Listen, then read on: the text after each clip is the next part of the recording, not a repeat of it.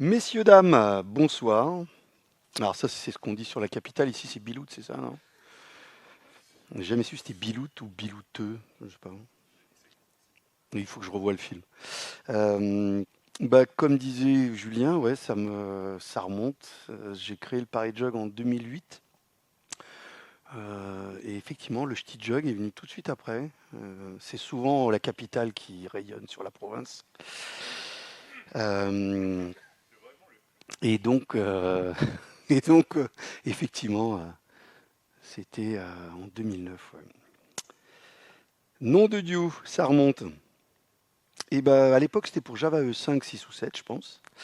Et là, c'est autre chose. Je vais vous parler d'IA, une fois n'est pas coutume. Donc, je me présente quand même vite fait, même si on a dit du mal de moi. On m'a dit que j'étais parisien. Alors, je suis parisien, mais j'ai été indépendant pendant plus de 18 ans. C'est pour ça que j'ai créé des tas de trucs. Et depuis 4 ans, je suis redevenu salarié et je travaille pour Microsoft.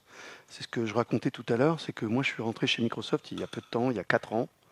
On m'a dit tu sais faire du Java, je dis oui. On m'a dit tu sais faire du cloud, j'ai dit oui. Et ben voilà, viens faire Java sur Azure. Et mon boulot il y a 4 ans, c'était suivre des clients, des gros comptes qui migrent leur appli Java sur Azure. Des microservices, des machins, des bidules. Super. Et puis au bout de 2 ans, on m'a dit tu connais Java, je dis ouais, tu connais Azure, je dis ouais, il m'a dit ça sert à rien, tu laisses tomber. Il faut faire de l'IA. Et là j'ai repris Asimov et tout, j'étais ouais, je suis au top. J'y connaissais strictement rien il y a 2 ans. Coup de bol, mes clients non plus. Donc on a un peu grandi ensemble. Moi je viens pas du tout du monde de la data, je viens pas du tout du monde de l'IA. Donc pour moi, quand on m'a dit tu fais de l'IA, je me suis dit mais qu'est-ce que c'est que ce truc, à quoi ça sert l'IA?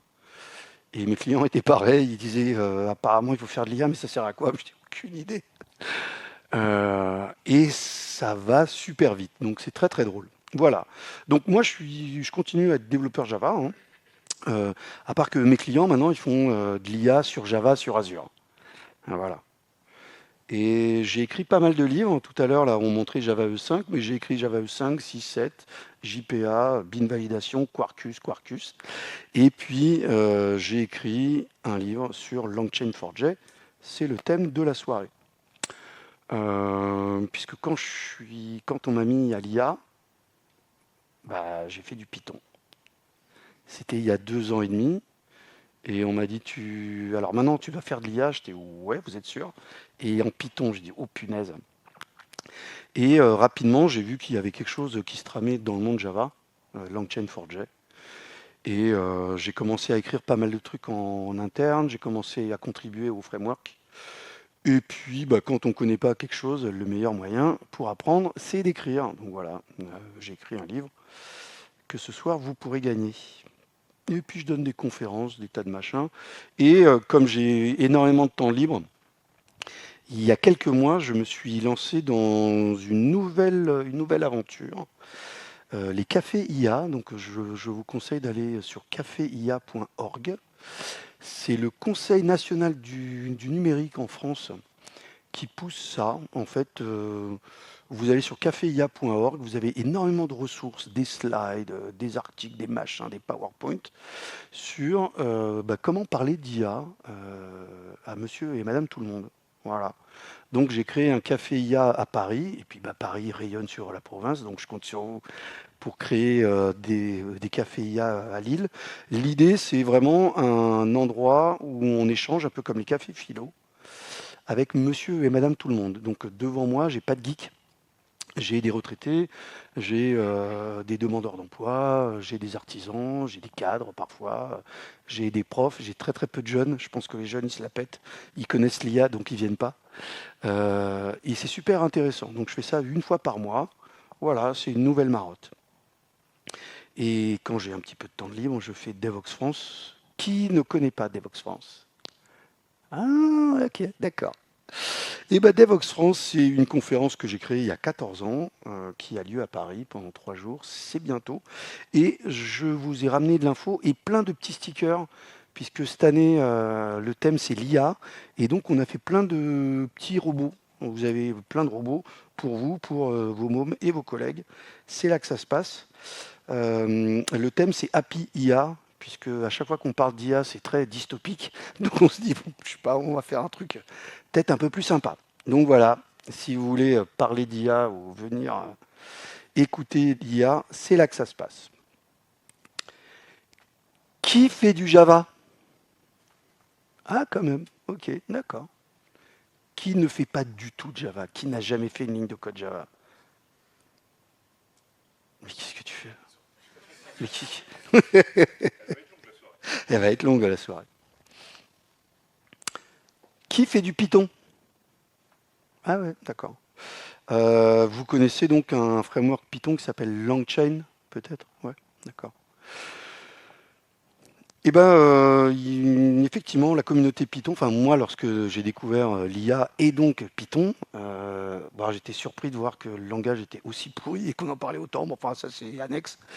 Mais par contre, j'étais hyper bluffé sur l'outillage autour de l'IA. C'est la communauté qui est loin, loin devant les autres. Enfin, on n'aura jamais cet outillage en Java. Donc j'étais assez bluffé. J'ai découvert des tas de trucs.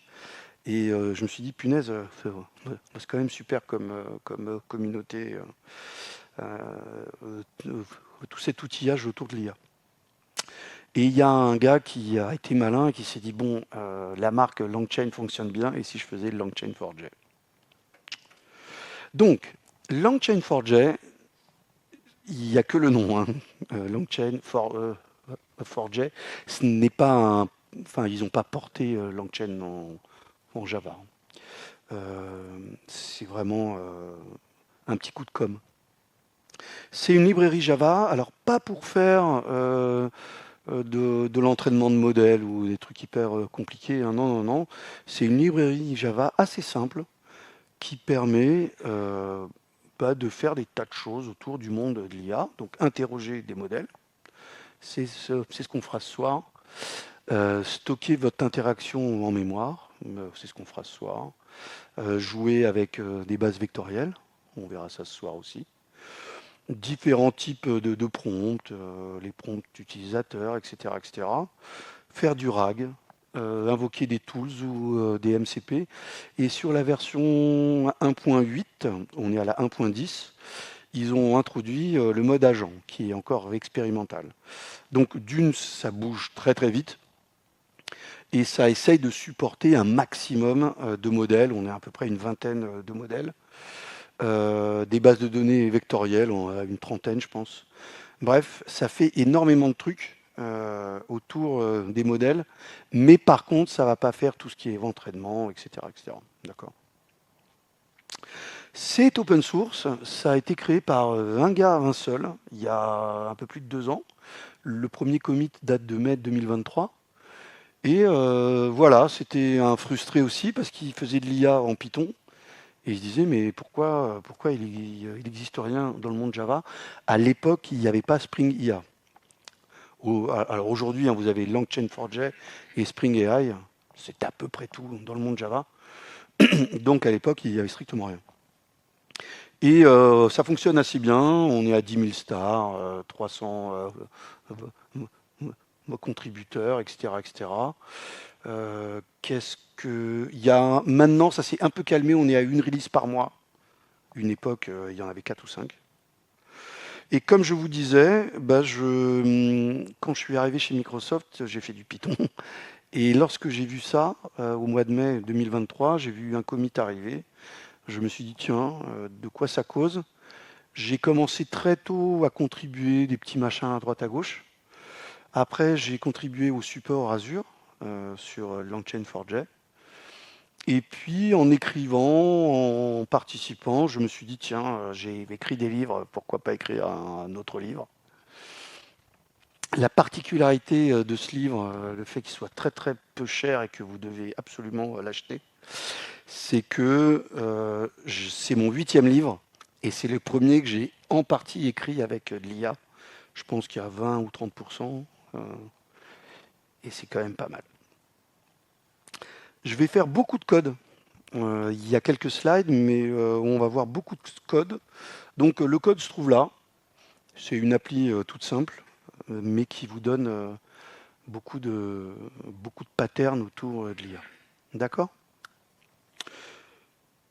On y va? Alors, moi, mes clients, il y a 2 ans, ils ne savaient pas ce qu'ils voulaient faire avec de l'IA.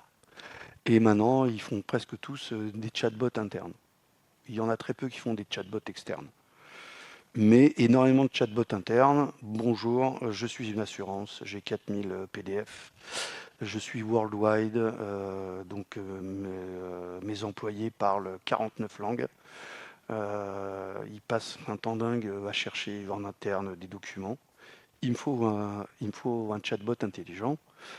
Comment je permets à mes employés, à mes utilisateurs donc, de connaître ce métier qui est compliqué. Donc, ça ne vend pas du rêve, mais c'est tout ce que mes clients font. Ils commencent tous par un chatbot. Et je me suis dit, tiens, bah, pourquoi pas faire un talk sur comment faire un chatbot. Donc, on va faire un chatbot en Java. Alors, ça va être très très simple. Pour chatter, on va passer par une socket. Et la socket, bah, vous avez on open, donc lorsque j'ouvre la socket, elle me fait coucou.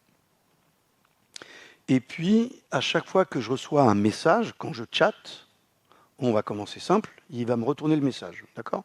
Donc je fais hi, il met hi, je fais echo, il met echo. Ça c'est du Java, ça tourne sur Quarkus et ça fait pas grand chose pour l'instant. Un diagramme d'archi parce que dans le monde Java, on aime bien les architectures. Ce qui est en vert, c'est sur Quarkus. Ce qui est en bleu, c'est sur Docker. Donc là, j'ai une base de données Postgre qui tourne, parce que quand même, il me faut un peu de données. Et pour l'instant, je fais strictement rien. J'ai une WebSocket, je fais coucou, il me répond coucou. OK. Je vous montre, donc démo, je vous montre quand même mon Docker Desktop. Donc vous avez une base de données Postgre avec les données de mon site et puis d'autres choses qu'on va voir petit à petit. Alors, une base de données Postgre, pourquoi? Bah parce que mon site, il vend des livres et des CD. Tout à l'heure, là, je vais vous montrer ce livre-là. C'est mon premier livre, il date de 2005. En 2005, on achetait des livres et des CD. Et l'application s'appelait, je ne sais même plus comment, mais elle portait un nom. Et puis j'ai utilisé ce nom-là pendant des années et des années. Et lorsque j'ai écrit ce livre-là, j'ai un collègue qui m'a dit, mais on ne vend plus de livres et de CD. Je dis, bon sang, mais c'est bien sûr. Donc je l'appelle Vintage Store. Voilà. Vintage Store, ça vend des livres et des CD. Et ouais, c'est vintage.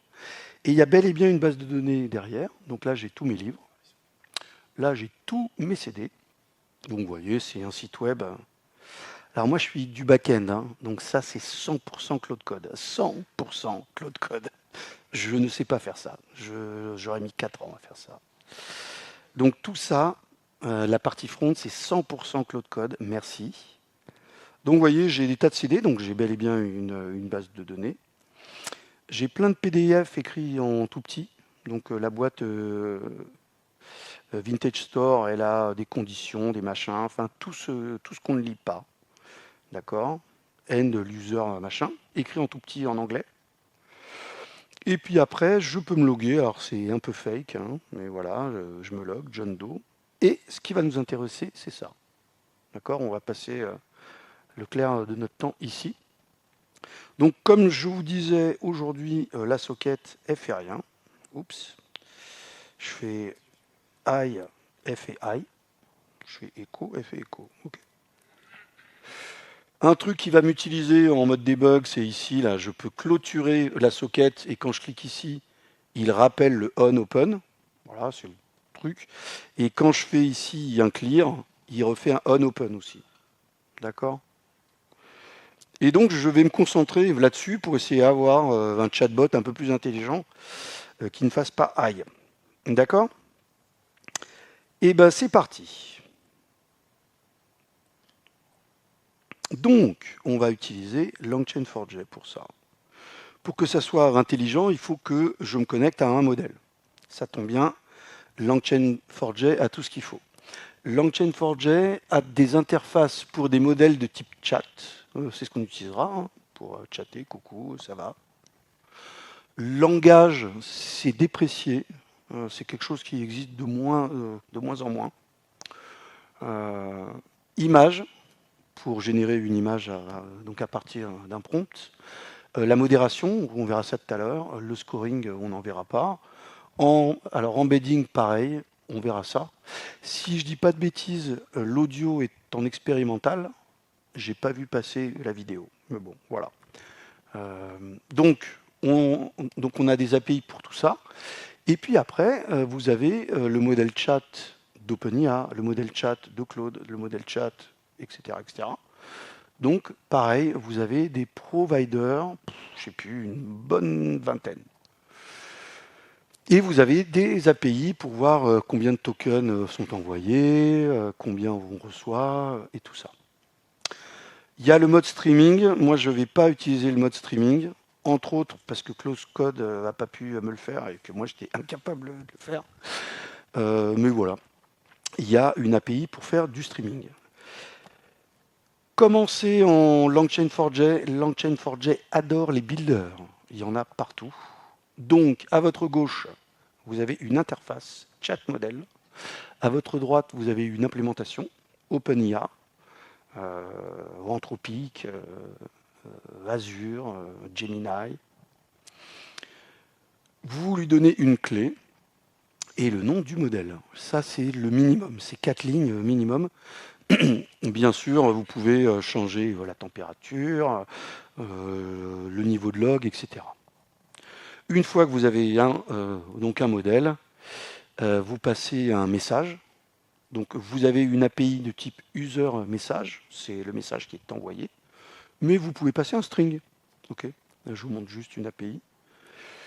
Et sur cette interface chat modèle, eh ben, vous avez une méthode qui s'appelle chat. Vous passez un message, ça vous retourne une réponse ou ça peut vous retourner un string. C'est ce que je fais au début. Donc très très simple. Et puis vous faites j'affiche le message IA. Donc user message en entrée et on reçoit un I message. Donc ça, c'est vraiment l'API de base, LangChain4j. Et nous, on va utiliser un petit truc propre à LangChain4j, c'est-à-dire qu'on va passer par une interface. Et notre interface, elle aura à peu près cette tête-là. Et il y a un moment donné, quand on ouvrira notre socket, on va prendre un modèle et on va builder notre interface. Donc on va prendre notre interface là-haut, on va faire build et on paramétrera cette interface. Donc là, on est juste en train de dire que je prends l'interface là-haut, je lui mets un modèle chat, et puis vous allez voir, on va lui mettre un modèle chat, une mémoire, etc., etc., des tas de trucs. Ça, c'est dans le open, et puis après, il est prêt. D'accord? Et je dialogue avec cette interface-là. Donc, on complexifie du Quarkus, du Docker, et là, je vais mettre les modèles. Donc là, j'ai physiquement pris ma carte bleue, je suis allé sur Anthropic, j'ai mis 5 $, j'ai pris ma clé, et puis voilà, d'accord? Donc là, ben on va se connecter à Anthropic.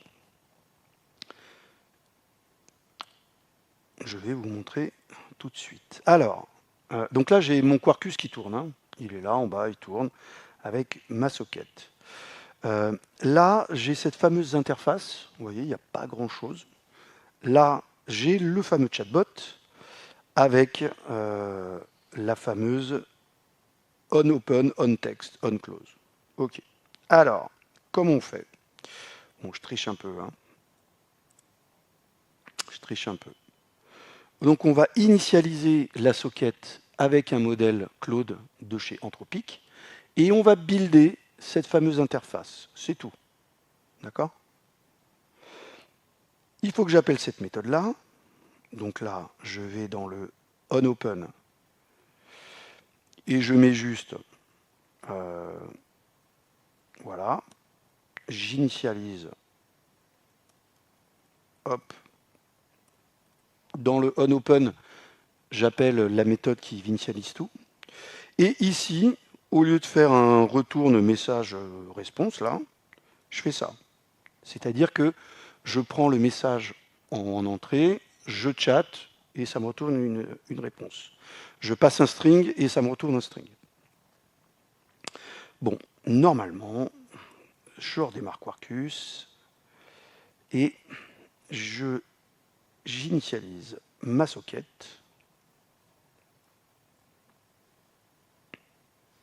Ah. Punaise. Il sort d'où ce S? Ah mais non, j'ai fait S pour refresh. Ouais, en fait, il faut que je fasse S en bas, ici, là. C'est ça qui redémarre Quarkus. Pardon. Donc, j'ouvre ma socket. Hello, how can I help you? Ça, c'est moi qui lui ai dit. Hein. Ça, c'est dans le onOpen. Je fais donc hi. Super. Votre Wi-Fi est super. On est au top.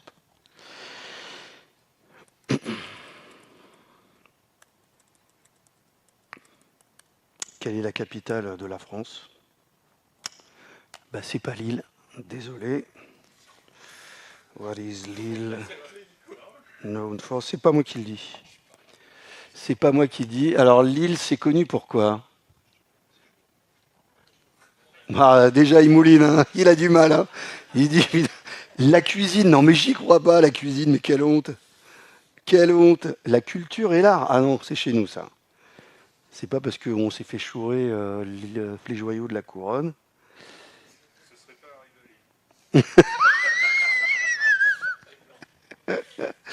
Et la cuisine. Alors ça, bon, eh ben écoutez, Flamish Influence. Eh ben super. Eh ben écoutez, on va lui dire What's the day today?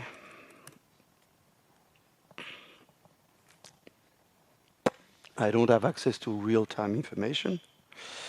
Do you know anything about Vintage Store? C'est quand même ce qu'on veut lui demander. Et bien sûr, il n'a aucune connaissance de votre boîte et il n'a aucune connaissance de la date. Là, j'utilise Claude Sonnet 4.5. Il a été entraîné il y a un peu plus d'un an, je crois. Ah non, 4, pardon, 4.1. Donc, il n'a aucune idée de la date. Hein. Voilà, et il ne sait absolument pas ce que c'est Vintage Store. Ça, on se dit, ok, d'accord, mais qui ne connaissent pas la date, c'est un peu triste. Ok, alors on va jouer avec ça et on va faire un truc, regardez. Là, mon interface, elle retourne un string, mais je vais lui faire retourner un result de string. Result, ça va nous donner des métadonnées. D'accord? Donc ça va me permettre de faire ça, regardez. Ça va me permettre de faire... donc ça va me retourner maintenant un result de string. C'était pour vous montrer qu'on peut, on peut retourner un string. Hein. Et là, je vais lui demander d'afficher les tokens qui sont envoyés et retournés. Et donc là, comme le result, il a le texte, il faut que je lui dise le contenu. Alors, ça va me permettre de, vous voyez, je fais I, il va me répondre, mais ça me permet de voir que j'ai envoyé 8 tokens. Hi, ça coûte 8. Et l'output, ça coûte 20. Et il m'a répondu en 2 secondes. OK?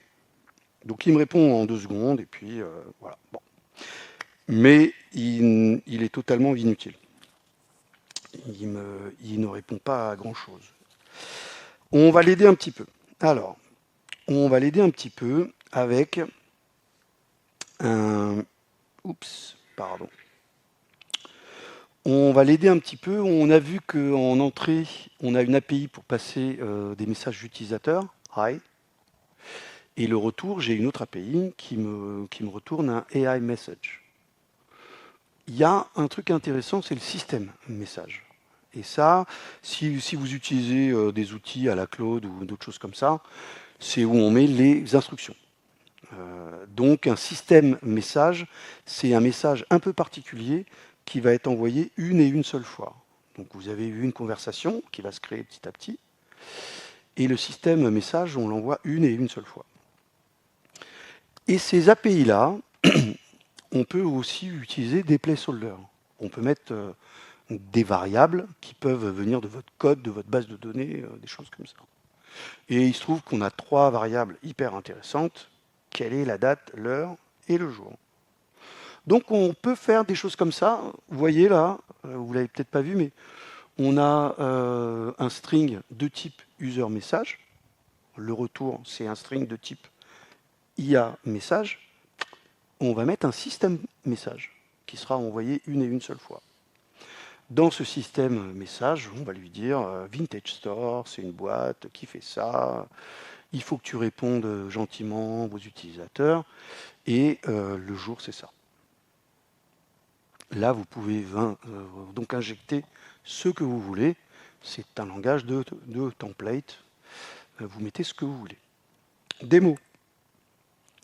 Alors, on va aller sur notre interface. Et ici, on va faire bam. C'est les instructions dans votre Claude où vous lui dites You are the official customer service chatbot, bla bla bla bla bla bla bla. The current date is. What is Vintage Store? Donc là, vous dites la boîte, elle fait ça, ça, ça, ça, ça. Elle vend des livres, elle vend des CD, elle a un chatbot, elle a un catalogue, on peut s'authentifier. Et ta mission, c'est Connect Vintage Enthusiast with Authentic. Tout ça, c'est généré par une IA.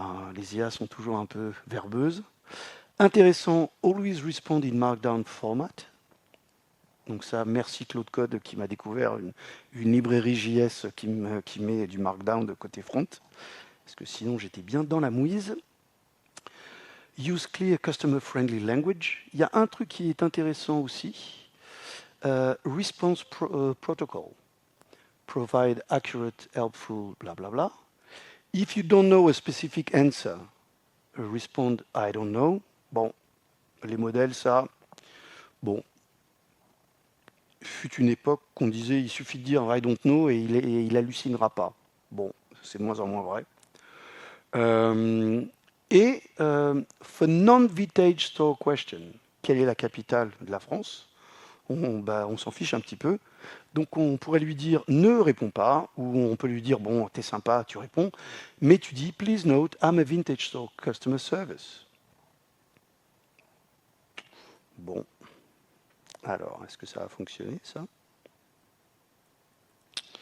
Donc maintenant, si je retourne sur ma socket, je fais. C'est pour qu'il rappelle en fait Quarkus, il redémarre le serveur. Et le client, il se déconnecte de la socket. Et donc, il faut que je me reconnecte à la socket. Bon, c'est plus du debug, enfin, c'est plus... What's the day today? Donc là, il l'a, et il l'affiche en Markdown. Et what is Vintage Store? Et là, il devrait avoir une réponse ou deux. Super, génial. Hi. Super. Le hi a coûté 611. D'accord? Parce que pour qu'il connaisse Vintage Store, là, vous voyez la dernière interaction. Hi. Mais derrière, il envoie le système message. D'accord? Donc, il envoie bien le user message, hi, mais derrière, il dit bien the current date is blablabla. Bla, bla, bla. Et donc, bah, lui, il vous répond. Vous avez dit hi, il vous répond. Mais ça a coûté 611 parce que vous lui envoyez le système prompt. Okay. Bon. il y a quand même un truc. Bon, donc là, il commence à être un peu plus intelligent, mais quand même, vous voyez, si je lui dis My name is Anthony, c'est Claude, donc il va me dire Hello. Et si je lui dis What's my name, il n'en a aucune idée. Il ne sait pas quel jour on est si on ne lui dit pas, et il ne sait pas qui je suis au bout du deuxième appel. Donc ça, c'est aussi les modèles sont stateless. C'est vrai qu'on a tous découvert l'IA avec ChatGPT. Et on s'est dit trop cool, ChatGPT, je reviens 15 jours après et il se souvient de moi. Oui, parce que la conversation est stockée quelque part et à chaque fois, vous rebalancez la conversation. Donc, un modèle est stateless et mes clients, ils n'utilisent pas de chat GPT, ils vont se connecter à un modèle, donc il faut qu'ils gèrent la mémoire. Et on parle beaucoup de contexte. D'accord. Vous voyez aujourd'hui, Gemini 3, je ne sais plus, 1 million de tokens, ils sont, ou je sais plus, c'est un des plus gros, je crois, aujourd'hui. Donc, on sait qu'il y a un contexte, on sait qu'il y a une taille. Là, ça tombe bien, vous mettez la taille que vous voulez. Et vous avez LangChain4j qui vous aide. Qui vous aide à persister ce contexte. En fait, il vous aide de deux manières. Une manière assez simple, il stocke tout en mémoire, chat memory. Donc là, vous dites, tiens, store-moi 20 messages, donc input-output. Et quand je build cette fameuse interface, je lui ai mis un modèle, maintenant je lui mets une mémoire. Et ça, c'est pas mal pour poker ou des choses comme ça. C'est en mémoire, vous avez besoin de rien. Moi, je vais utiliser un Redis. C'est pour ça que tout à l'heure, je vais vous montrer des tas de trucs qui tournent sur mon Docker. Il y a un Redis qui tourne. Donc, il y a une autre API. C'est pas le chat memory, mais le chat memory store. Pareil, l'interface à gauche, une implémentation à droite, et des memory store, il y en a plein. Vous buildez, c'est toujours pareil, hein, l'idée du builder pattern. Là, vous le paramétrez, vous pouvez mettre des max messages, vous pouvez mettre des timeouts, vous pouvez mettre des tas de choses. Et vous customisez votre interface avec un memory provider. Donc maintenant, mon architecture, elle se complexifie un petit peu parce que j'ai mis un Redis. J'ai un Redis qui tourne. All right. Démo. Parce que quand même, il ne se souvient pas de moi. Donc là, j'ai bel et bien un Redis qui tourne. Là, il est vide. Il n'y a strictement rien. Et on va faire en sorte qu'il se souvienne de moi quand même. Alors, pour ça, je vais tout en bas. Je vais dans mon ouverture là, de socket. Et donc là, j'ai le Redis Chat Memory Store qui tourne sur mon localhost. J'ai un maximum de 20 messages, mais vous pouvez en mettre autant que vous voulez. On va voir quand même tout à l'heure que tout ça a un coût. Ici, quand on build, j'ai un chat modèle, maintenant j'ai une mémoire. Donc vous voyez, mon interface, le code est assez simple en fait. Et puis après, il y a, pour faire bien, pour faire propre, je vais mettre, lorsque je close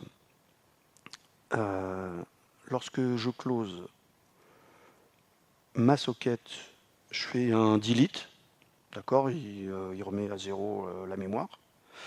Et quand je fais un clear aussi, vous savez, là j'ai le petit bouton en haut qui fait clear, et je vais faire pareil, comme ça sera propre. Ici, clear, boum, paf, voilà, c'est tout. Donc là, je retourne sur mon store. Oups. My name, j'attaque fort. My name is Antonio. Il va me dire coucou. Yes. What's my name? Et là, il s'en souvient. pas parce qu'il est devenu intelligent, c'est parce que je lui balance tout à chaque fois. D'accord? Donc là, vous avez compris que si je fais I, ça coûte un chouïa plus cher. Et le I va coûter de plus en plus cher à chaque fois, puisque il va se souvenir de moi. Si je lui dis What do you know about Lille? Donc là, il va me ramener beaucoup de texte. Et ce texte fait maintenant partie de la conversation. Donc, Lille is a beautiful city. Ils hallucinent vraiment tous ces modèles. Lille is a beautiful city, n'importe quoi. Hi. Et là, vous voyez qu'on est passé de 700 et quelques à 800. Donc à chaque fois, et ce qui est plutôt chouette, c'est que maintenant, on peut voir ce qui passe dans le pipe. Voilà. Donc, le dernier I a coûté You are the official customer service bot, blablabla. Bla, bla, bla, bla. My name is Antonio. Hello Antonio. What's my name? Antonio. Hi. Hi Antonio. What do you know about Lille? Etc. Donc là, oui, si je lui dis What's my name? Eh ben, il s'en souvient encore. Pourquoi? Parce que j'ai rebalancé les 800 tokens. Le modèle de l'autre côté qui est totalement stateless, ce qu'il sait faire, c'est lire très très vite. Donc il a pris les 800 tokens, il a fait Antonio, paf, voilà. Ok. Donc là c'est plutôt pas mal. Il se souvient de moi. On va pouvoir avancer. Alors, pourquoi mes clients ne sont pas encore chauds patates pour mettre des chatbots en public? À cause de ça. Et là je suis sobre. D'accord? Donc, c'est un chatbot américain, il va dire Oh, I'm so sorry. Mais vous imaginez bien que ça peut partir en cacahuète, et l'histoire de l'IA a montré qu'il y avait des chatbots qui se fascisaient assez rapidement. On se souvient tous de justement Microsoft il y a 5 ou 6 ans, et il y en a eu d'autres. Donc les clients, ils ne veulent pas tout de suite aller voilà, faire des chats publics à cause de ça. Et quand ils y vont, ils ont besoin un peu de faire attention à ce genre de truc. Comment on fait attention à ce genre de truc?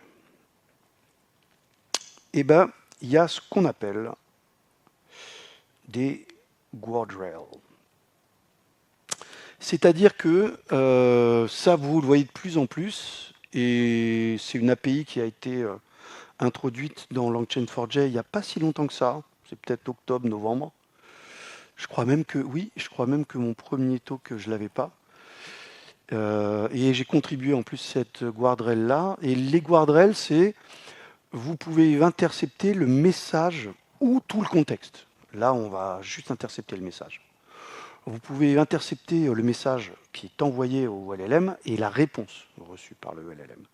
Et vous pouvez agir là-dessus. Donc une guardrail, c'est une API. Vous avez un input, un output, et vous implémentez ça.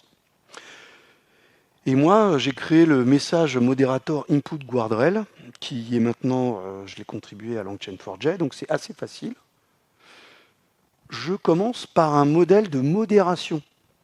Vous voyez là, depuis tout à l'heure, j'utilise un modèle chat. Un modèle chat, j'envoie du texte, il m'envoie du texte. Ça sert à ça, un chat. Un modèle image, j'envoie du texte, il me retourne une image. Un modération au modèle, je lui envoie un texte, il me retourne un JSON. Il me retourne un JSON qui dit est-ce que c'est violent, oui, non, est-ce que c'est sexuel, oui, non, est-ce que c'est raciste, oui, non, etc. etc. Là, vous allez voir tous les... Il met true, false, et puis après, il donne une note. C'est violent à 0,088. D'accord? Donc ça, c'est des modèles bien particuliers. Ils ne vous répondent pas du texte, ils vous retournent du JSON. Et une fois qu'on a ce modèle-là, je mets une guardrail en input. Vous avez pareil en output. Vous voulez peut-être voir que le modèle en retour, il a fait tel et tel truc, bref. Et je lui passe ce modèle-là. Donc, oui, et puis après, vous faites un catch. Et là, vous faites un catch, vous appelez la police, vous appelez le helpdesk, bref. D'accord? ou vous interdisez le message, voilà. Mais sachez qu'on a des modèles qui sont spécialisés là-dedans, que c'est un sujet assez touchy. Et si vous mettez un chatbot interne, bah, vous pouvez virer votre employé. Mais si vous le mettez en public, il faut prendre quand même des précautions. C'est ce qu'on va faire. Donc là, j'introduis un deuxième modèle. Donc j'ai mis ma carte bleue dans un autre modèle. C'est Mistral. Donc là, vous voyez, j'ai une base de données, un Redis, deux modèles. Démo. Alors, donc je vais ici, toujours dans... et je fais un... Donc là, j'ai le chat modèle de chez Anthropic, et là j'ai le modération modèle. Donc deux modèles. Et ça fonctionne comme ça. Donc là, j'ai mon input guardrail que je mets ici. D'accord. Et je vais juste déplacer ça dans le onText. Et dans le onText, je vais faire ici, je vais faire, tu appelles le modèle, et par contre, catch exception, si tu reçois une input guardrail l'exception, tu t'assures que c'est une modération, et là, tu mets the customer is not happy.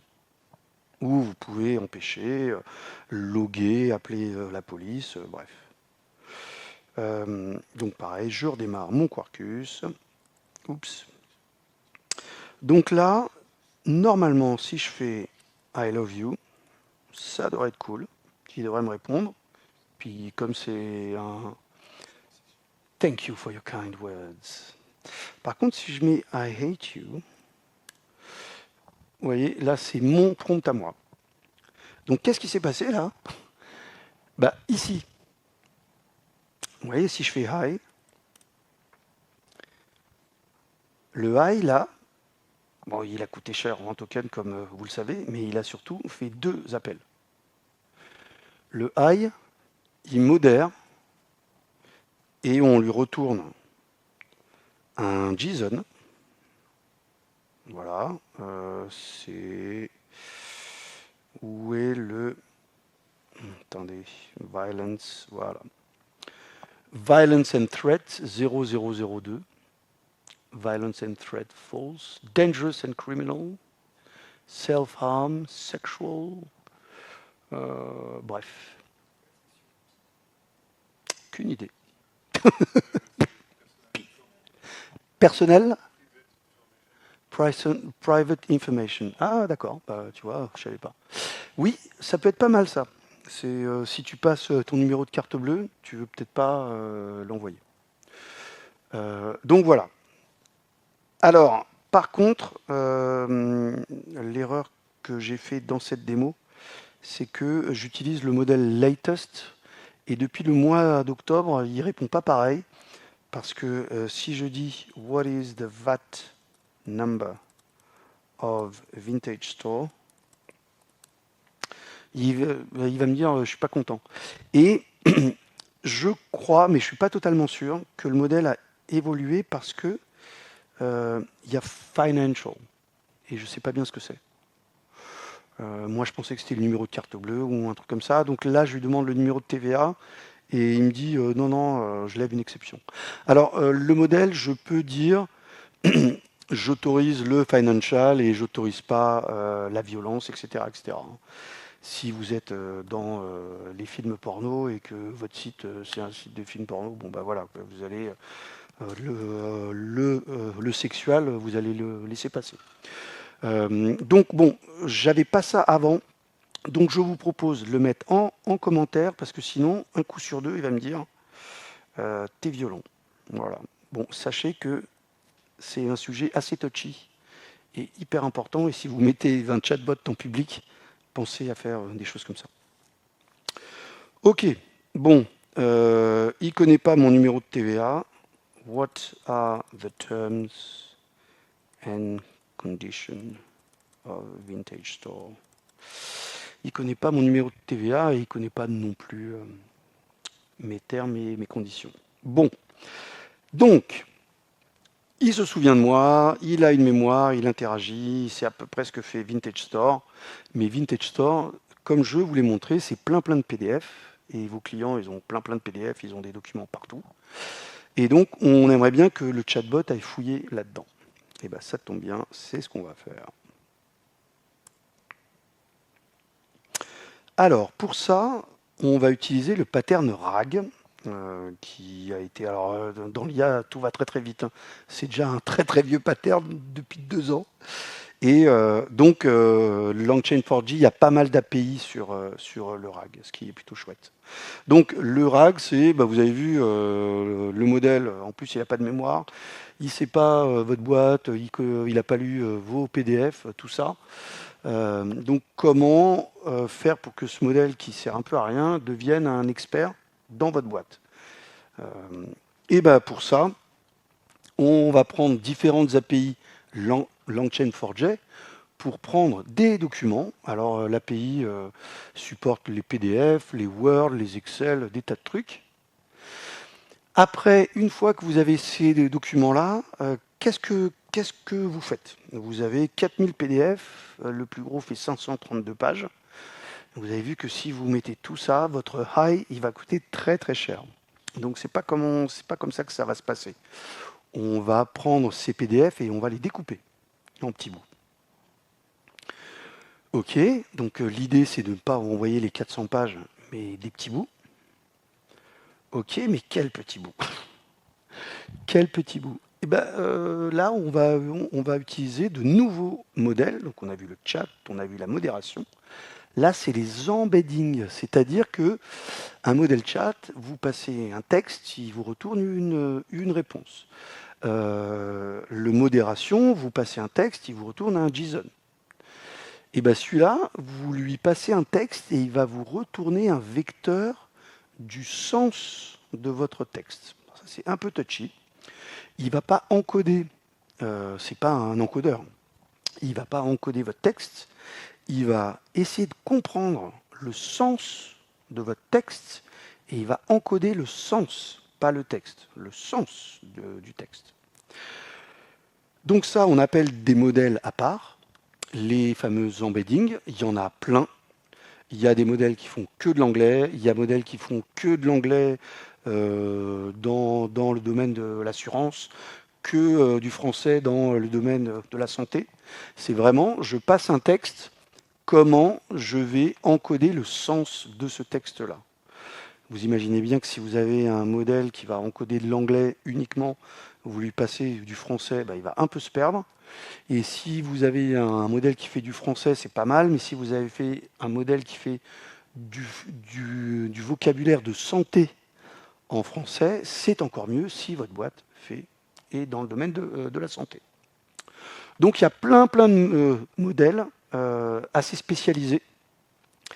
Et justement, LangChain4j nous donne plein d'API là-dessus. Et ces modèles, ils vous retournent le sens qui est encodé en vecteur. Donc vous avez, pareil, énormément d'API qui supportent des bases de données vectorielles. Les Elasticsearch, etc., etc. Et une fois que vous avez encodé votre PDF, votre petit bout de PDF, parce que si vous lui demandez le sens de 4000 pages, ça va être chaud. Si vous lui demandez le sens d'un mot, ça ne sert à rien. Et donc, il faut découper tous ces petits PDF en petits bouts, trouver le sens, et ce sens-là, vous le stockez dans une base vectorielle. Donc, c'est un vecteur. Si vous fermez les yeux et si vous arrivez à voir 3D, si votre cerveau arrive à voir 3 dimensions, sachez que maintenant, on est à plus de 10 000. Donc là, moi, je vais utiliser une base de données à 1024 vecteurs. Donc imaginez comment c'est stocké. Et quand vous posez une question, le but c'est de comprendre le sens de votre question et trouver le sens le plus proche dans la base de données. Donc on fait de la recherche sémantique. Ça se passe donc en 2 temps, et on va faire ça en 2 temps. Temps numéro 1, j'ai des PDF. J'ai donc une API qui va me lire des PDF, qui va me retourner des documents. Les documents, je vais les splitter, ça va me donner des segments. de différentes tailles. Là, je fais des tailles de 1000. Une fois que j'ai ces petits bouts, ces petits segments, je vais les embedder. Ah, désolé, j'ai pas trouvé d'autres termes. Embedder. Donc là, je pars à l'autre bout de la planète Terre. J'utilise un autre modèle et je vais embedder ce texte-là. Et je vais stocker ça dans une base de données. Pourquoi? Ah oui, non, pardon. Ça vient après. Alors, donc là, j'ai un traitement batch. Donc super simple, j'ai une classe main. Vous voyez, c'est juste une classe main. Qu'est-ce qu'elle fait? Eh ben, elle a besoin d'un modèle. Interface à gauche, donc implémentation à droite. Donc là, j'ai mis mon numéro de carte bleue chez Coher. Et j'itère, je vais prendre tous les PDF, je les découpe en petits bouts et je les stocke. Je les stocke où? Je les stocke dans Quadrant, qui est une base de données vectorielle. Et si vous ne me croyez pas, elle est là.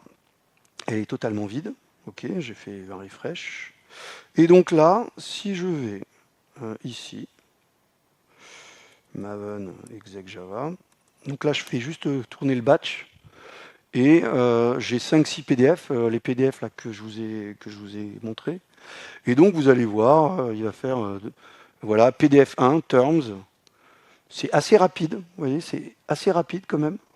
Donc il prend le PDF, il le découpe en petits bouts, il balance chaque petit bout à l'autre bout de la planète. Et il le stocke ici. Voilà. Donc là, c'est 1024 dimensions. Il y a des petits modèles l'embedding qui font 300, il y a des très très gros à plus de 10 000. Voilà. Alors, là, il est sympa parce qu'on est des êtres humains, donc il vous affiche le texte, mais derrière, il a bel et bien stocké un vecteur à 1024 flottes. Donc là, c'est des petits bouts de PDF, quoi. Mais derrière, ce qui compte, c'est bel et bien le vecteur. OK, étape numéro 1. Étape numéro 2, on va accéder à cette base de données. Donc là, je me connecte à mon quadrant.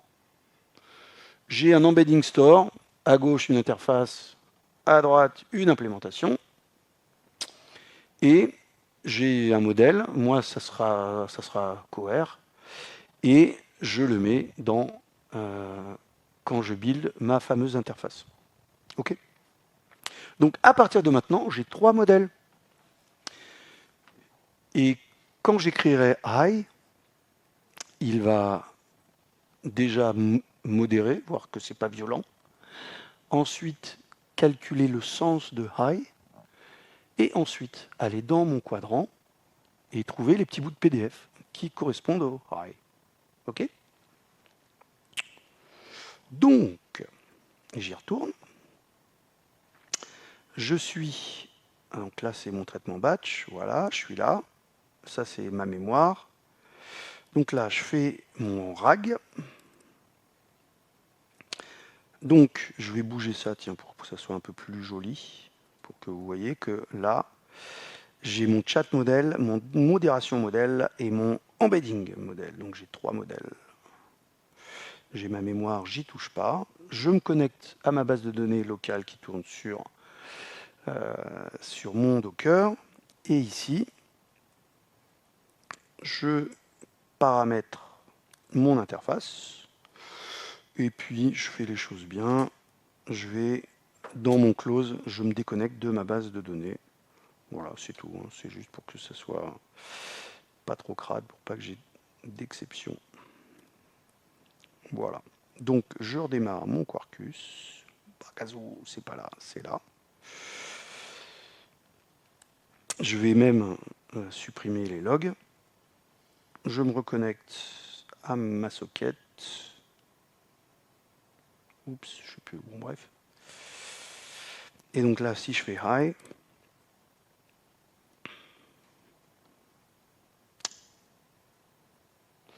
« 1200 tokens. Pourquoi? Eh bien, allons voir dans le Redis. Je fais un refresh. Et là, on voit que le Redis, bah, vous avez toujours le You are the official customer service, blablabla. Et regardez mon high là. Regardez, il est là mon high.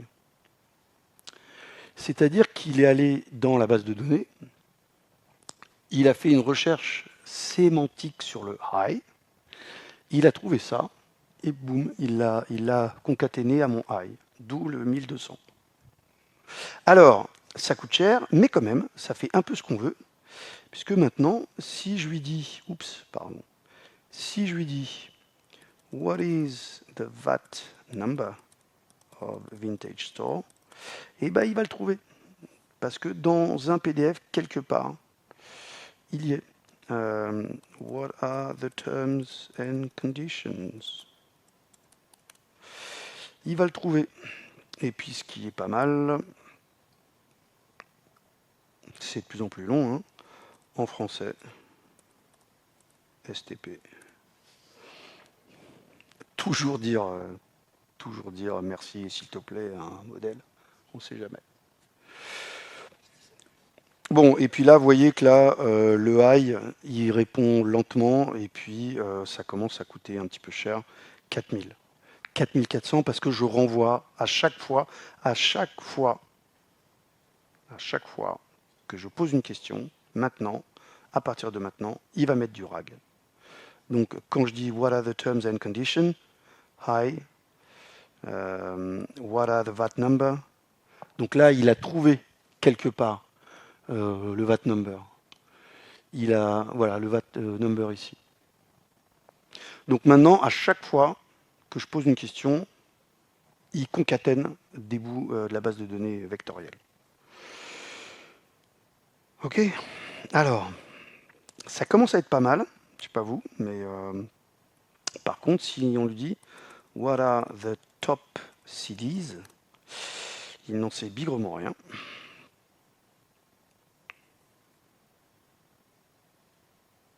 Voilà, il dit qu'il ne sait pas. Il y a un truc qui pourrait être intéressant aussi, give me my details. Il va me dire que je ne suis pas connecté, puis il ne sait pas le faire. Je pourrais lui aussi lui demander when was the last time the terms were updated. Et il n'en sait strictement rien non plus. Donc là, le RAG, c'est je prends les données statiques, je prends les PDF, je les fais en traitement batch, et puis j'y accède. Là, ce qui me manque, là, c'est accéder à ma base de données. Je veux savoir quels sont les top CD. Si je suis logué, je veux qu'ils me connaissent. Et la mise à jour des documents, c'est quelque part aussi. Donc, on a envie quand même, on ne peut pas mettre tout ça dans des PDF, parce que le top CD, il changera demain. Donc, qu'est-ce qu'on veut? Eh ben, on veut que notre modèle accède à notre back-end. Ça tombe bien, on a des machins qui s'appellent des tools. Alors, les tools, vous avez envie de donner les clés du camion à votre LLM.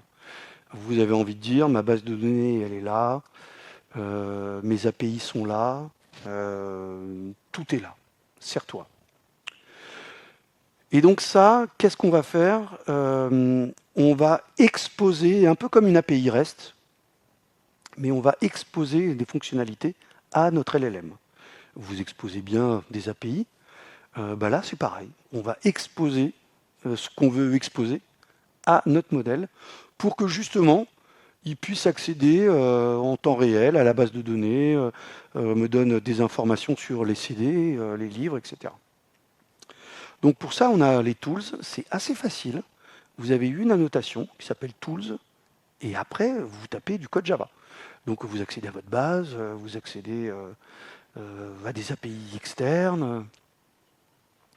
Là, typiquement, j'ai une classe Java et j'ai une méthode last updated acceptable user policy. Et ça me retourne une date. Voilà, c'est tout. Ça pourrait appeler une base de données, ça pourrait faire des trucs hyper complexes. Ce qui est important dans ce code-là, c'est ce qui est écrit en anglais. Ça, c'est ce que vous allez exposer à votre modèle. C'est ça que vous allez lui envoyer. D'accord? Donc vous allez créer des tas de tools, et vous ne savez absolument pas ce qu'il appellera, mais il en appellera 1, ou 2, ou 3, ou 0. Grâce à ça. Donc, l'époque où la Javadoc, elle n'était pas synchronisée avec le code, bah, si vous le faites, le modèle, il appellera une méthode A alors qu'il aurait dû appeler la méthode B. Pourquoi? Parce que la doc n'est pas bonne. Et pour ça, c'est assez facile. Quand on build notre interface, on lui donne des tools. Donc là, on a toujours nos 3 modèles et j'ai une série de tools. Donc les tools, c'est dans notre Quarkus, c'est notre code à nous, c'est nos API à nous, c'est notre base de données à nous. D'accord? Donc, je vais quand même vous montrer mes tools. Oups. Alors, pour les tools, c'est assez facile. Je vais là, voilà, ça c'est assez facile, voilà. Donc si je vais voir, pardon, à chaque fois je me fais avoir. Alors comme je bosse pour Microsoft, je ne peux pas dire du mal de PowerPoint.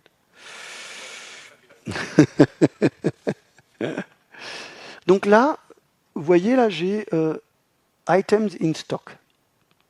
C'est-à-dire que là, j'ai un tool.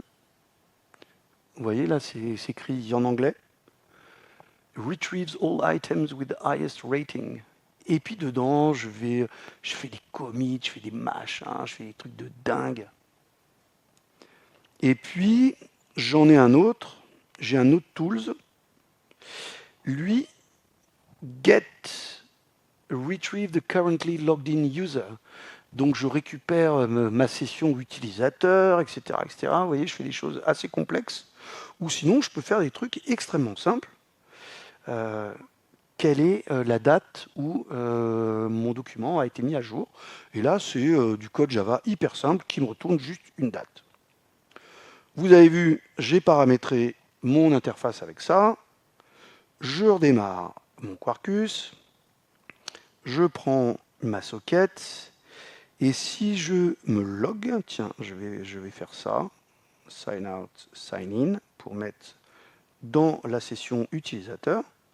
Donc John Doe, hein, je vous montre le profil, voilà, John Doe, paf.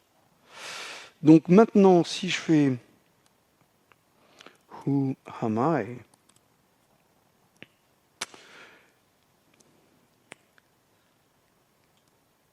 Voilà, John Doe, super. Qu'est-ce qui s'est passé? Qu'est-ce qui s'est passé? En fait, ce qui s'est passé, alors des tas de trucs, hein, des tas de trucs. Regardez.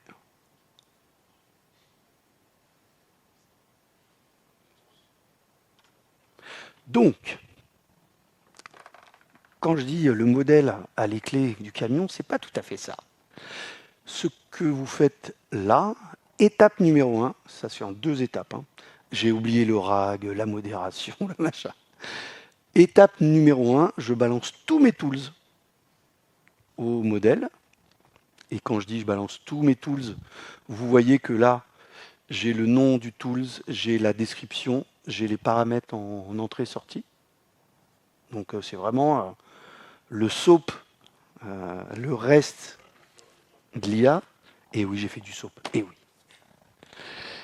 Donc là, vous lui balancez absolument tout. Et le modèle décide quels tools utiliser. Et quelque part, il a invoqué, alors c'est peut-être un peu plus haut. Après, il faudrait, attendez, get current information. Voilà, c'est ça là.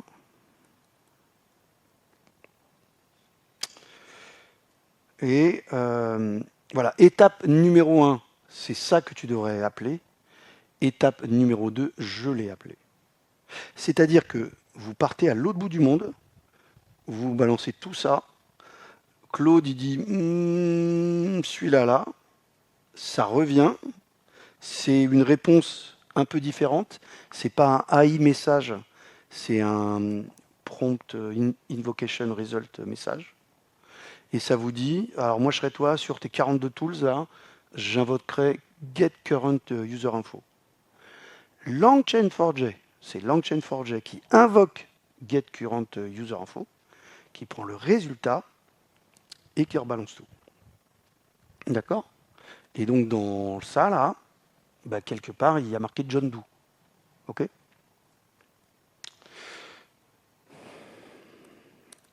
Give me the top CDs. Ah, flûte. Je voulais le... Super. Trop cool. Donc là, si je rafraîchis, là, you are the official customer. Who am I? Le RAG, hein. N'oubliez pas le RAG. Get current info. Get current info, il a retourné un JSON. Give me the top CD. RAG. OK? Il a fait du RAG, pourquoi pas? Et comme je fais de l'Hibernet, bah, j'ai ramené la base de données avec tous les objets liés. Voilà. Donc là, vous l'avez compris, mon high, il commence à coûter un petit peu cher. 6008. Voilà. N'oubliez pas que maintenant, à partir de maintenant, je renvoie tout l'historique, enfin tout le contexte. Et dans le contexte, il y a le JSON de ma base de données. Ah, mais nous, les développeurs, on s'en fiche. Hein, c'est pas nous qu'on paye. C'est pas nous qu'on paye. Et puis la base de données, la requête Hibernate, elle m'a coûté une ligne de code. Hein, c'est tout. Alors, il y a quand même what are the currencies I can pay? Parce que là, il m'affiche en dollars, mais je sais que quelque part, dans un de mes bouts de PDF, et là, il va faire du RAG. Yes! C'est super, hein, le Markdown. À chaque fois, il me fait des trucs différents. Là, il m'a ramené les petits drapeaux, je trouve ça cool. Donc, dans mon PDF, quelque part, il y a marqué que Vintage Store accepte l'euro, le yen, etc., etc. Donc, je lui dis, cool, give me the top CDs in euros.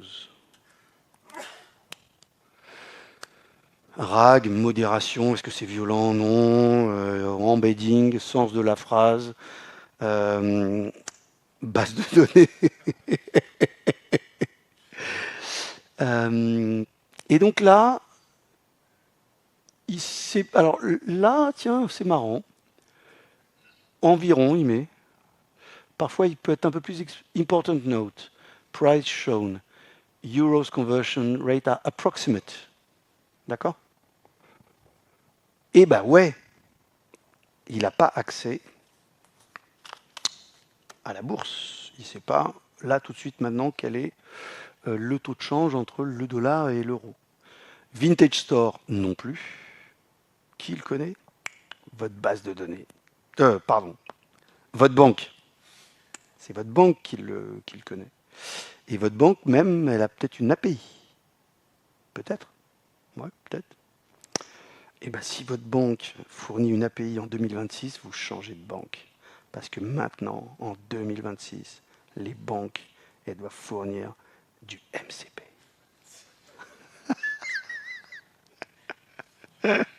Alors, qui a fait du SOAP? Yes. Qui a fait du REST? Bon, ben voilà. SOAP, c'était pour de l'XML. REST, c'était pour du JSON. Le MCP, c'est pour les modèles. Donc, ce qu'on a fait avec des tools, ben c'est très bien. Vous voyez, moi, j'expose des tools internes. Et la banque, elle expose aussi ses tools à elle, en interne. Et puis, à un moment donné, elle veut parler avec moi. Et ben, soit elle fait du REST, soit elle fait du MCP pour parler à des modèles. Donc l'idée, c'est un format, c'est du JSON RPC, assez simple. Je suis en train de parler d'une spec qui a 1 an quand même. Hein. Et l'idée, c'est d'exposer différentes choses, dont des tools. Et ça, c'est plutôt sympa. Donc ce qu'on a fait là, des tools internes, et ben, MCP, c'est pour les tools externes. Voilà. LangChain4j ne permet pas de faire des serveurs MCP, mais de se connecter à des serveurs avec une API qui s'appelle MCP client. Le transport, c'est du STDIO. Je crois qu'il n'y a plus d'SSE maintenant. Je crois que maintenant c'est du stream. Je crois que mon slide est plus à jour depuis 15 jours. Et l'idée, c'est je choisis donc un transport. Là, j'ai pris STDIO, mais là, je vais prendre du streamable HTTP. Donc, je choisis un des moyens de transport. Je me connecte avec un client. Et maintenant, j'ai un serveur qui me provide, qui me donne des tools. C'est ce que je vais faire, puisque là, je fais tourner un serveur MCP sur mon Docker. Donc sur les 40 000 trucs là qui tournent, j'ai un serveur MCP, donc je simule une banque qui met à ma disposition des tools. Donc là, j'ai 3 modèles, des bases de données, et j'ai un serveur MCP. Alors, vous allez voir, le code est assez simple. Je fais ici, je fais MCP, paf. J'ai le transport, donc moi c'est du streamable HTTP, puisque j'ai mon serveur qui tourne sur HTTP là, en localhost sur mon Docker, d'accord. Et j'ai juste à mettre tool provider ici, c'est tout. Alright. Je redémarre. Et là, je vais même faire, allez, je vais vous le donner en 1000. Je commence par I. I. Yes. Et bien, ça a coûté que 6300. Pourquoi? Parce que vous savez bigrement pas ce qu'il y a dans le serveur MCP de votre banque. Et donc, si on regarde ce qui se passe là, You are the official customer. Hi, j'ai fait du RAG, ne l'oubliez pas. Et mais oui, flûte. Là, c'est l'échange. Suis-je bête? Non, c'est ici qu'on va voir. Perform correlation analysis. Convert US dollar to yuan. Generate comprehensive regulation compliance. En fait, votre banque, elle expose des trucs, quoi. Pas que convertir des dollars en machin. Donc, quand vous vous connectez à un serveur MCP, il y a un handshake. Le premier appel, j'ai LangChain4j, j'ouvre la socket, il se connecte au serveur et il dit, au fait, qu'est-ce que tu as toi? Et l'autre dit, j'ai tout ça. Donc, lorsque vous lui dites, et vous allez voir là, c'est top génial, give me the top rated CDs in euros. Et bien là, le modèle, il fait aussi chef d'orchestre. Bon, alors on croise les doigts à chaque fois, hein, mais il se dit, oh là, on me demande les top CD, ça j'ai un tool. En euros, alors moi j'ai du dollar, mais j'ai un tool donc exposé par la banque, etc., etc. Et vous voyez là, ce n'est plus approximatif. Il a bel et bien appelé votre banque. Et tout ça, cet appel-là, ce super truc, ça a coûté 27 000. En Markdown. Et n'oubliez pas qu'on lui envoie toute la base de données en JSON. Moi, je m'en fous, je suis Microsoft et mes clients, ils me payent. Ils disent, ah, vous trouvez pas que c'est beaucoup de tokens? Non.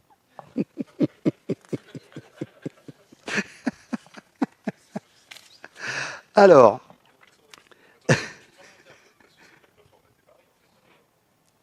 ah non, bah non, il fait ce qu'il veut. Il fait ce qu'il veut. Non, il fait ce qu'il veut. Il fait ce qu'il veut. Alors, je vais juste terminer là par 2-3 petits trucs quand même. 2-3 petites astuces. Il m'en manque une encore, j'ai pas pu coder l'autre, mais pardon, c'est pas ça. Donc là, vous voyez qu'on a un contexte qui est extrêmement large. On fait du RAG tout le temps, on a des milliers de tools. Euh, donc, on envoie la quasi-totalité de la base de données aussi. Euh, donc, l'idée, c'est, il y a plein de petites astuces pour faire en sorte de vous limiter la casse. Et je vais vous en montrer deux là. Mais on a bien vu qu'entre le début et la fin, les réponses sont de plus en plus lentes. La moindre question coûte 50 000. Enfin, vous voyez. Donc, il y a aujourd'hui différents, et dans LangChain4j, là, c'est en expérimental, des contextes window. Alors, bien sûr, vous mettez 20 messages, et le 21e, le premier part à la trappe, enfin, on imagine bien ça aussi. Il y a des timeouts, etc., etc. D'accord. Mais il y a, et là, c'est ce que j'ai essayé de faire, de dire, bah, les 50 000 tokens, là, le contexte, il y a un moment donné, à partir de 100 000, j'appelle un autre modèle. Et je lui dis, tu me résumes ce contexte-là. En gardant en tête que garde tout ce qui est lié à Vintage Store, etc., etc. Donc on peut faire des choses comme ça. On peut prioriser. Vous dites comment ici, dans le Nord? Ordonner. Voilà. Merci, monsieur Lacache. On peut effectivement ordonner le contexte avec des algorithmes différents.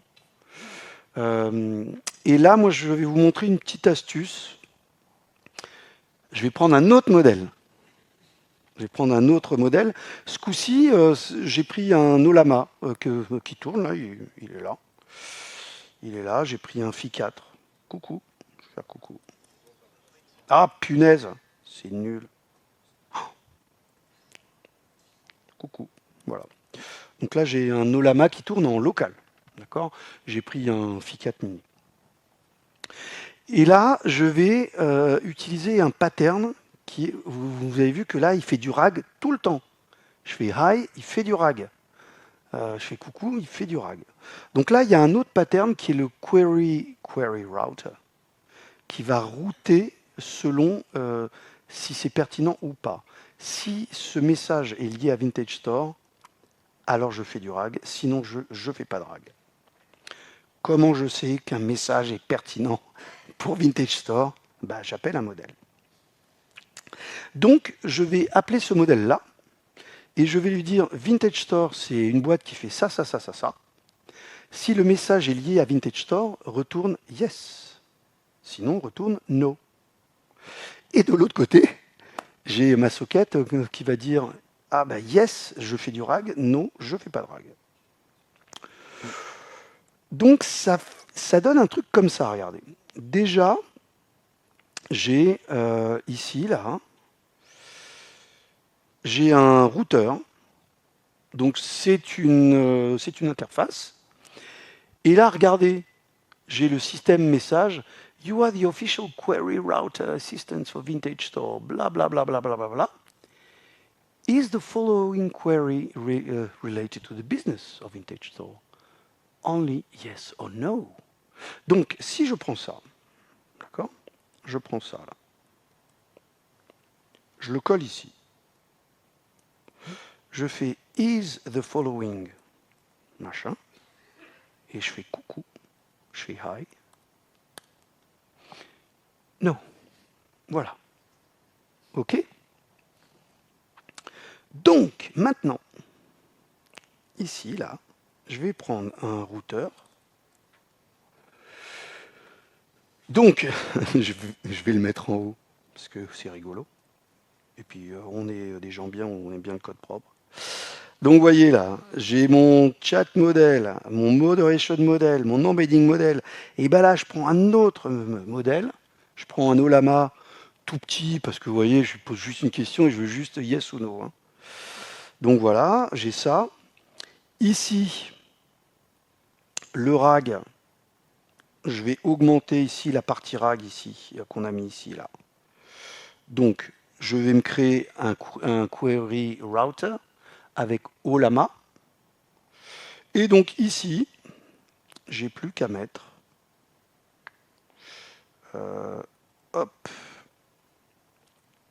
Je remplace le content retriever qui lui ne fait que du rag par un augmentor qui va augmenter le rag. Donc là, juste ça, là, ça m'a permis de faire ce qu'on voulait faire depuis le début. Attendez, j'ai pas relancé le Quarkus, je crois. Hop. C'est-à-dire que là, si je fais high, ça va me coûter une tétrablinde, hein, parce que j'ai les tools, mais il n'y aura plus le rag. C'est-à-dire que là, je vais voir mon high qui sera tout seul. Donc déjà, on peut router, et dans des grosses boîtes, au lieu de répondre yes, no, bah, vous avez différents rags. Si c'est lié à l'assurance santé, c'est tel machin. C'est l'assurance automobile, c'est tel machin. D'accord? Là, je fais yes, no, parce que c'est plus facile.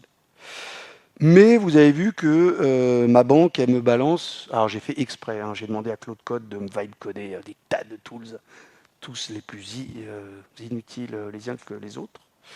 Donc, il y a un autre petit truc aussi, c'est que on a bien compris que plus on lui donne, plus il est perdu.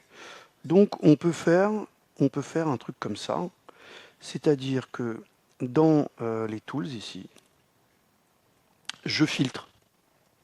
Je dis en fait que quand tu te connectes à ma banque, prends que les tools qui contiennent le string convert US dollar tout, et pas tous les autres machins. Donc voilà, ça me permet, donc je ne sais plus à combien j'étais là, le high, 5000. Mais ça va me permettre, ce petit filtre là, ça va me permettre de faire high. Et ça va coûter que 1005. Je balance la totalité de la base de données, donc vous avez bien compris que niveau base de données, on a des petits efforts à faire et pas dire à Hibernate, tu me ramènes tout. Le RAG, différents RAG, différentes bases de données, plus ou moins pertinents. Vous avez un autre pattern qui est le rancœur, c'est-à-dire que vous avez plein de PDF, vous avez des petits bouts de PDF partout, vous dites, bon, quels sont les termes et conditions, il vous ramène 15 bouts de PDF, vous le re-rankez. Vous dites, non, en fait, celui-là, il est plus pertinent que celui-là, et tu m'en ramènes que 2. Voilà, donc il y a plein de choses comme ça. En fait, on se rend compte qu'un simple chatbot, c'est assez compliqué, en fait. Et là, je vous ai juste montré une petite partie de l'iceberg. Voilà, et j'étais en train de mettre en place le contexte Summarizer, où là, je prends un autre modèle qui, lui, résume le contexte, mais résume d'une manière métier. C'est tout ce que j'ai. Est-ce que vous avez des questions? Oh là, toi? Oui.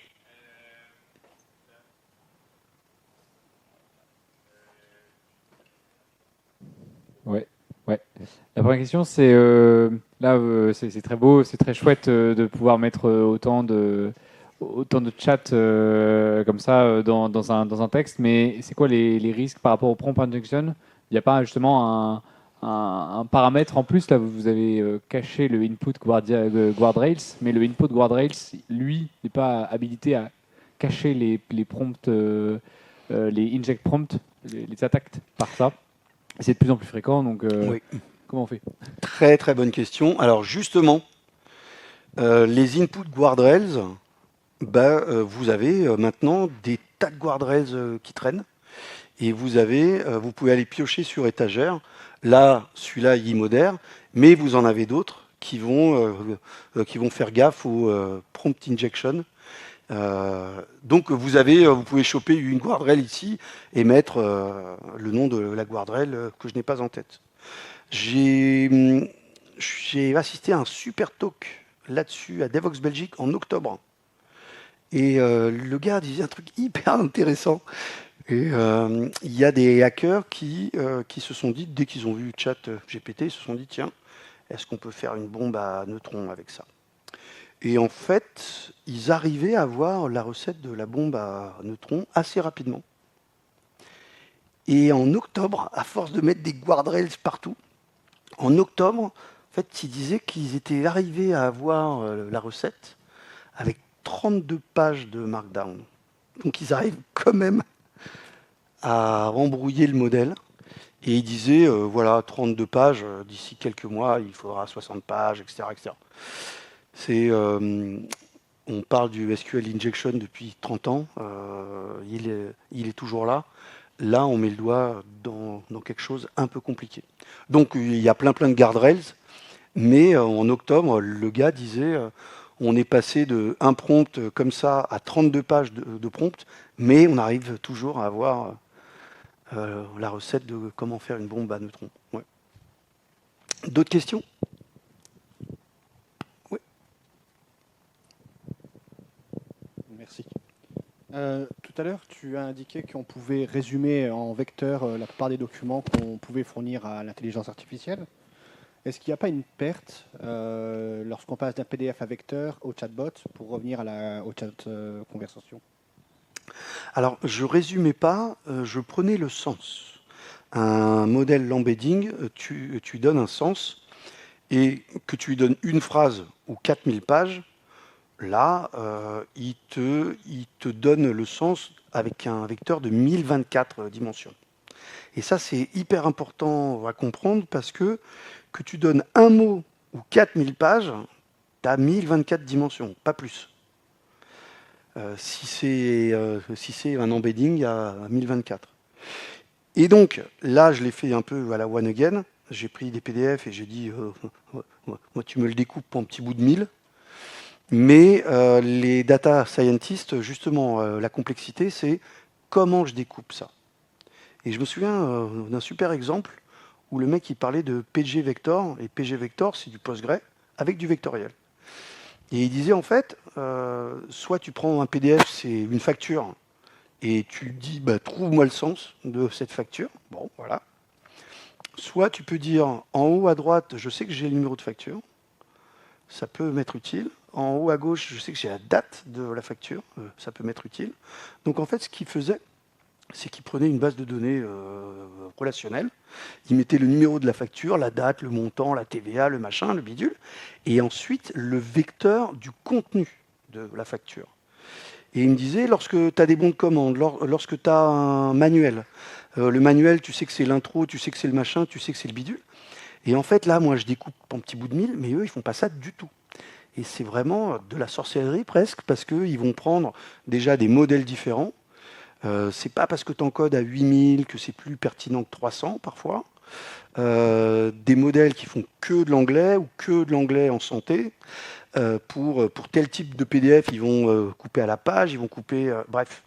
Donc, c'est pas que tu résumes, c'est que c'est peut-être moi, il était en...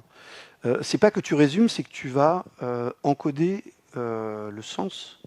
Et ça, c'est très compliqué. Parce que le sens, c'est quoi? Une phrase, c'est trop court. Un paragraphe, c'est pas mal. Mais si tu n'as pas de paragraphe, tu fais quoi? Bref, c'est un autre domaine. Et ça, c'est de la data science pure. Ouais, qui feront peut-être pas avec Langchain Forge en plus. D'autres questions? Une deuxième. Ouais, vas-y. Pourquoi plusieurs LLM pour chaque fonctionnalité Parce que les modèles, ils sont là pour te trouver le sens. Je prends des cas extrêmes. Un modèle qui parle anglais et un modèle qui parle français, si tu changes de langue, il ne trouvera pas le sens à ta question. Après, si tu as du français et que tu lui fais analyser un PDF, le Vidal, il va se débrouiller. Mais si tu as un modèle en français spécialisé en santé, il sera d'autant plus pertinent. Ce sont des modèles qui sont entraînés pour t'encoder du sens. Et plus le sens est précis, plus la recherche sera précise et plus le résultat sera précis. J'ai répondu à ta question. D'autres questions? Il y avait au bout là-bas, ouais. Bonsoir, merci pour le talk. Ma question, c'est surtout pour les permissions, les droits d'utiliser un outil ou pas. Comment est-ce qu'il va gérer ça et comment il va critiquer si la donnée dans le cache Redis est autorisée à être donnée à la personne qui l'a demandé? Alors, bon, là, je manque un petit peu de temps, mais, il y a un truc que j'ai fait, c'est que j'ouvrais un Firefox et je lui disais, je m'appelle Maria, désolé, je suis portugais, hein. Et de l'autre côté, je disais, comment tu t'appelles, Antonio? Il disait Maria. Donc effectivement, dans le Redis, tu peux stocker ta conversation à toi, déjà. La privacité, c'est vraiment un sujet. Enfin, vous avez vu, l'IA, on a tous démarré, tous très très fous, à fond. Et il y avait ce super article en février-mars, quand tout le monde est parti sur MCP, et il disait le S de MCP, ça veut dire sécurité. Et la spec évolue, et en plus, c'est Microsoft qui a mis le doigt dedans en disant attendez, le truc il est un peu tout pourri. Et donc maintenant, la spec MCP a des droits, des autorisations, des choses comme ça. Mais vous avez vu là, je me connecte, et ça avec MCP, mais au début c'était risible. Les gens se disaient mais super, super, génial, j'ai accès à tout. Tu as surtout accès à des boîtes noires, et tu sais pas ce qu'il y a dedans. Là, vous voyez, j'accède au MCP de ma banque, je m'attends à avoir 4 ou 5 trucs. Non, j'ai 100 tools. Qui sont gentils. Il pourrait dire fais un RM, RM-RF. Donc ça, c'est le sujet. Et si tout le monde est passé en mode enterprise, c'est qu'à un moment donné, quand tu es une boîte, tu peux pas juste te plugger à ChatGPT. Alors là, je fais pas de la pub pour Azure, mais c'est le cloud que je connais le mieux, mais les autres, ils font pareil. Quand tu vas chez... Là, moi, j'ai mis le numéro de carte bleue chez Cohere, chez Mistral, chez OpenIA. Déjà, le monitoring, c'est compliqué. L'argent aussi, c'est compliqué. Et quand tu vas chez un Azure ou un Gemini, déjà, tout est centralisé, tout est monitoré. Et c'est ton instance à toi, c'est ton contexte à toi. Le modèle, il est stateless. Et des boîtes comme Azure, ça fait 20 ans qu'ils te disent viens chez nous, tout est sécurisé, personne n'aura accès à ta base de données, à ta mémoire, etc., et à ton contexte non plus. Voilà, c'est pour ça que rapidement, les boîtes ont dit à leurs employés bon, bah, en fait, je vais t'acheter une licence ChatGPT, parce que là, tout le monde en fait. Sur des versions gratuites, et quand tu lis ce qui se passe derrière, la version gratuite, tu leur donnes tes données. Ils n'entraînent pas le modèle avec ça, hein. Ils s'en fichent. Le modèle, il a lu Balzac et Maupassant, alors vous 4 phrases, ils s'en fichent un peu. Mais par contre, ça leur permet d'entraîner le modèle à dialoguer. C'est ça qui les intéresse. Parce que le modèle, si tu ne l'entraînes pas, c'est plusieurs entraînements, mais si tu ne l'entraînes pas, donc si tu as un modèle de base, ils appellent ça base model, que tu trouves sur Hugging Face, bah, tu poses une question, il ne va pas te répondre, hein. Il va compléter ta phrase. Voilà, tu dis quelle est la couleur du cheval blanc d'Henri IV, il va dire qui trottait dans le pré, etc. Donc, ils prennent tes données pour enseigner cette interaction. C'est pour ça que les boîtes ont dit bon, attendez les gars, là, je vais vous acheter un truc enterprise qui va être un peu plus safe.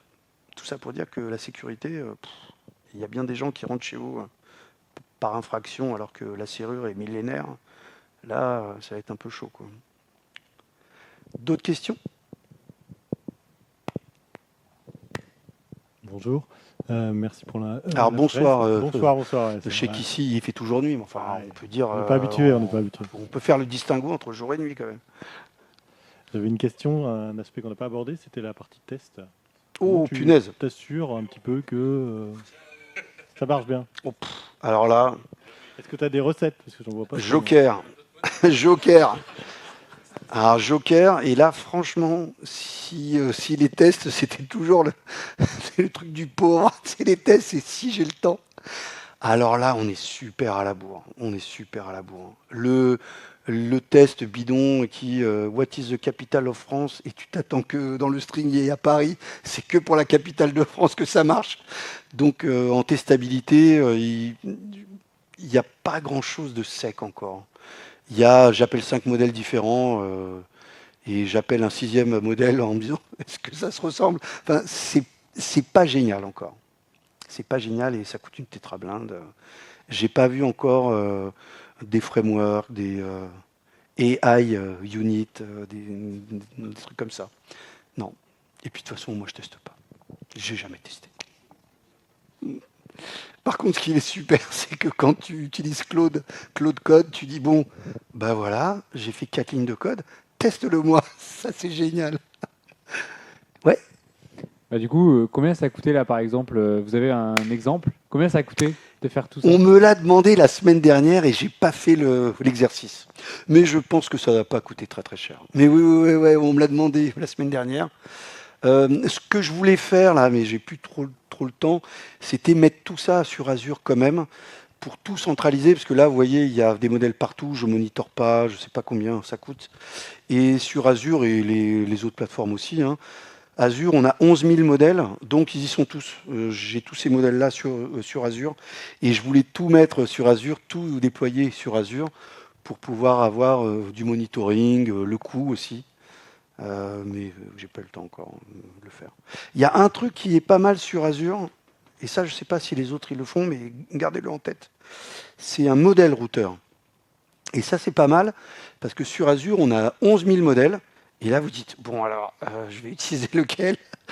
Et vous pouvez déployer un modèle routeur, et ce modèle-là, il délègue à une quinzaine de modèles. Et c'est plutôt pas mal, vous faites coucou, et vous voyez qu'il a demandé à Phi4, et vous dites résous-moi le problème de maths, et vous voyez qu'il a demandé à GPT. Comme de toute façon les modèles sont stateless, question numéro 1, Phi4, question numéro 2, je balance aussi le contexte à GPT-5. Et voilà, le modèle, en fait, vous allez sur un modèle et le boulot, c'est dire, ah, ça c'est GPT-4, ah, ça c'est O2, ah, ça c'est Gemini 2. Et je pense qu'on va devoir arriver de plus en plus de trucs comme ça. Plutôt que vous dire, oh là là, pour tel use case et tel modèle, avoir un modèle routeur, c'est pas mal. Et puis, il y aura du darwinisme, hein, de toute façon. Là, 11 000 modèles, bon, on verra bien hein, d'ici 2 ans, mais ouais. Bonsoir, merci pour la presse. Alors, moi, j'ai fait quelques tests en solo sur l'IKEA, le RAG et tout. J'ai été dans le mur plusieurs fois. Et dernièrement, j'ai essayé de faire d'installer du LLM en local avec Olama, Mistral et compagnie. Et j'ai remarqué sur les LLM en mode PC, ils sont trop longs à répondre, trop lourds aussi à répondre. Donc PC Windows Non, c'est... Non, jamais. Ah, les mecs du Nord. Non, mais vous cumulez, là, Windows. Non, jamais. Jamais. C'est soit Ubuntu, soit un Mac. C'est l'un ou l'autre. Non. Donc ça, c'est la première peut-être forme de question. Quel modèle et comment utiliser le modèle en local, surtout en mode PC, en mode PC, pas en mode GPU. Et la deuxième question, c'est par rapport à ce qu'on vient de voir là, pour le chatbot. Il y a plusieurs étapes, il y a routeur, de l'orchestration et tout. Et qu'en est-il de l'utilisation du système en multi-agent, c'est-à-dire de tout balancer vers des agents plus spécifiques et un agent, au départ, un agent accueil, et lui qui va faire déterminer l'intention de l'utilisateur et après dispatcher. Voilà. Oui. Alors, les agents, comme je disais, c'est arrivé il y a très très peu de temps sur Launchain4j. Pour un chatbot, bon, là c'est un chatbot un peu de base, donc des agents, là j'ai pas de use case. Mais oui, c'est depuis la version 1.8, on a des agents. Après, pour répondre à votre autre question, alors, j'ai assisté à une conférence de La Poste. Alors, je sais que comme ça vend pas du rêve. Mais c'était assez bluffant. Donc, ils ont leur data center depuis longtemps, vous imaginez bien. Ils font pas de cloud, ils font tout chez eux. Et ben, ils font de l'IA aussi depuis très longtemps. Ils font de l'OCR sur les enveloppes. Et ils ont un use case un petit peu triste, c'est qu'on est passé de 16 milliards d'enveloppes par an à 8 milliards, et ils savent qu'ils arriveront à 2 milliards. Donc, ils licencient. Enfin, plutôt, ils ne renouvellent pas les gens qui partent à la retraite. Et donc, ils rajoutent de plus en plus d'IA parce qu'ils ont de moins en moins d'êtres humains. Et assez bluffant, ils ont super optimisé leur OCR. Alors, le truc est complètement dingue.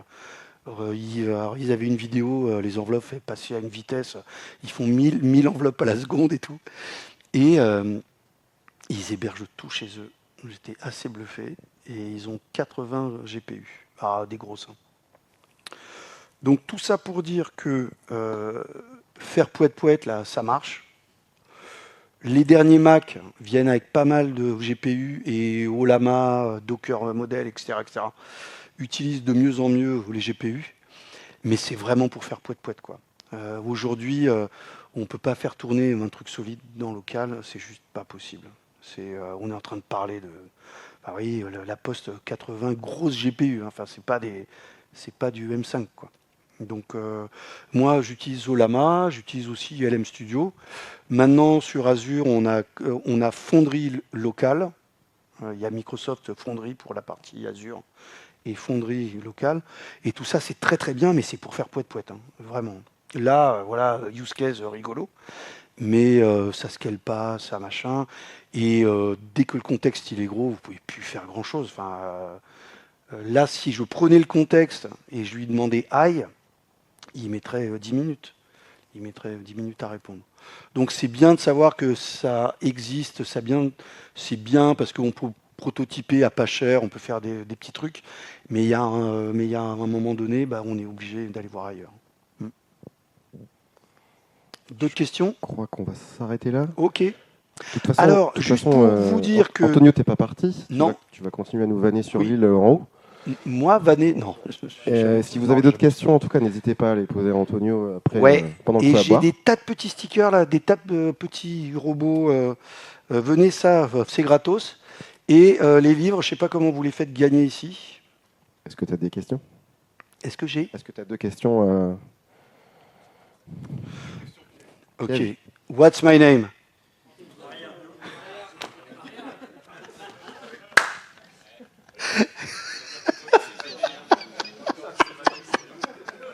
Dans le Nord, on s'est évadé. Maria, qui a dit Maria? J'ai vu. Tiens, ça sera toi. Un pour Cyril. Et le tout premier livre? Ah ouais? Allez, c'est pour toi. Désolé, petit coup de cœur. Petit coup de cœur. Et venez prendre les stickers pour vous et vos enfants. J'en ai plein. Et puis, à tout de suite autour d'une bière. Et promis, je ne vannerai plus, j'arrête. Et je crois qu'on peut encore applaudir Antonio pour sa présentation.